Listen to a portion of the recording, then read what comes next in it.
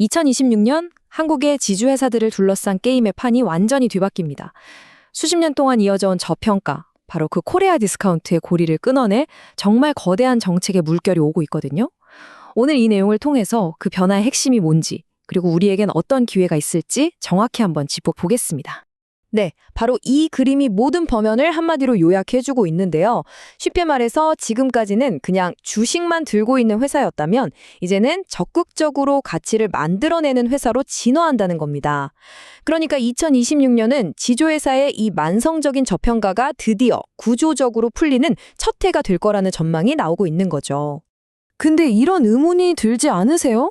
아니, 우리나라 최고의 기업들을 자회사로 가지고 있으면서 도대체 왜 그동안 시장에서 제대로 된 평가를 받지 못했던 걸까요? 이게 바로 코리아 디스카운트의 핵심 질문인데 지금부터 이 지주회사라는 퍼즐을 한번 같이 맞춰보겠습니다. 자, 첫 번째 파트입니다. 지주회사 퍼즐. 도대체 뭐가 문제였길래 투자자들을 그렇게 오랫동안 답답하게 만들었는지 이 코리아 디스카운트의 근본적인 원인부터 한번 파헤쳐 보겠습니다. 핵심적인 이유는 크게 두 가지였어요. 첫 번째는 뭐냐면 알짜 자회사를 쏙 빼서 따로 상장시키는 우리가 흔히 말하는 쪼개기 상장 관행이고요. 두 번째는 상속세 문제 때문에 지배주주와 우리 같은 일반 주주의 이해관계가 완전히 어긋나 버리는 구조적인 문제였습니다. 하나씩 까볼까요? 이 사진 좀 보세요. 개인 투자자들이 정말 절박하게 청원을 하고 있는 모습인데요. 이게 왜 그러냐면요. 모 회사가 돈 잘 버는 자회사를 떼어서 따로 상장을 시켜버리면 기존에 모 회사 주식을 들고 있던 주주들의 지분 가치가 말 그대로 희석되는 겁니다. 묽어지는 거죠. 이게 바로 투자자들의 분노를 샀던 쪼개기 상장의 현실이었습니다. 그리고 이것보다 더 근본적인 문제가 있었어요. 바로 상속세입니다. 지배주주 입장에서는요. 상속받을 때 주가가 낮아야 세금을 덜 내잖아요. 그러니까 주가를 일부러 누르려는 유인이 있었던 거예요. 이건 주가가 팍팍 오르길 바라는 우리 같은 일반 주주들의 이해관계랑 완전히 정면으로 부딪히는 지점이었죠. 두 번째 파트로 넘어가서요. 해법입니다. 자, 그럼 이 오래되고 답답한 문제들을 풀 열쇠는 뭘까요? 다행히도 이 고질적인 저평가 구조를 정면으로 깨부술 세 가지 강력한 정책 변화가 지금 준비되고 있습니다. 바로 이 세 가지가 2026년 지주회사 투자의 핵심 키워드입니다. 첫째, 쪼개기 상장을 원천적으로 막는 거. 둘째, 지배주주와 일반 주주가 한 배를 타게 만들 상속세법 개정. 그리고 마지막으로 회사의 자산 가치에 비해 주가가 너무 싼 기업들을 압박하는 이른바 저PBR 개혁. 이 세 가지가 맞물리면서 엄청난 시너지를 낼 걸로 기대가 됩니다. 첫 번째, 쪼개기 상장의 문을 이제 쾅 닫아버리겠다는 겁니다. 이 새로운 가이드라인이 시행되면요. 자회사가 아무리 잘 커도 그 성장 과실이 밖으로 새 나가지 않고 오롯이 지주회사의 가치로 들어오게 됩니다. 이것만으로도 지주회사가 가진 순자산 가치, NAV, 대비 주가 할인율이 크게 줄어들 수 있겠죠? 자, 이 문장이 정말 중요합니다. 앞으로 나올 세법 개정의 가장 강력한 효과가 바로 이거거든요.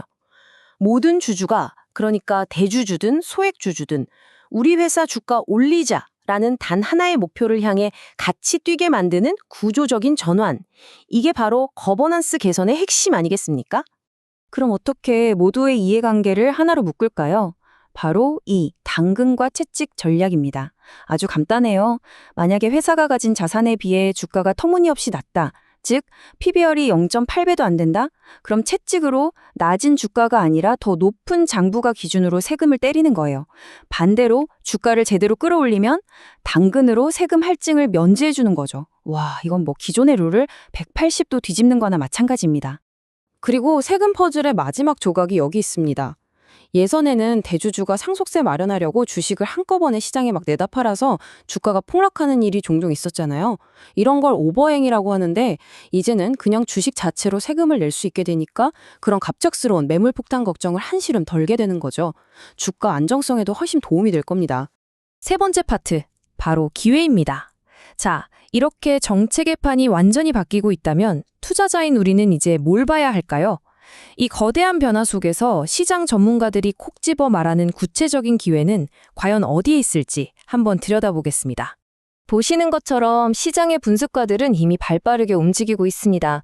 주요 증권사들이 꼽은 최선호주들인데요.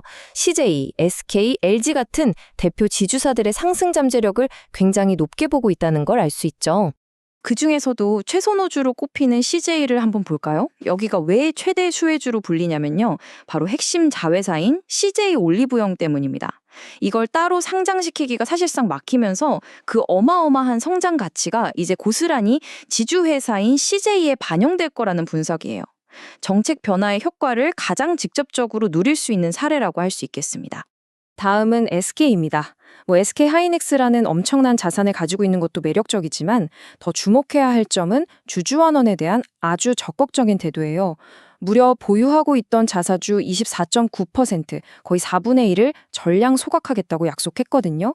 이건 시장에 풀린 주식수를 줄여서 기존 주주들의 지분 가치를 직접적으로 올려주는 거의 주주가치 제고의 모범 답안이라고 할 수 있습니다.